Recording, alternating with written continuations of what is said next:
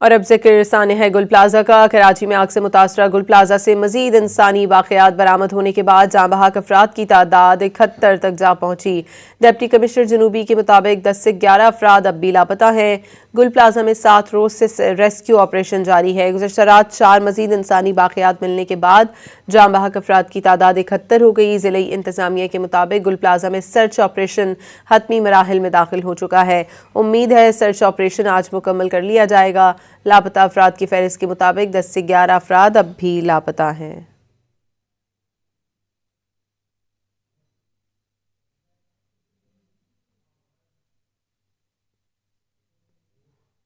اور اب ذکر ثانیہ ہے گل پلازا کا۔ کراچی میں آگ سے متاثرہ گل پلازا سے مزید انسانی واقعات برآمد ہونے کے بعد جاں بحق افراد کی تعداد 71 تک جا پہنچی۔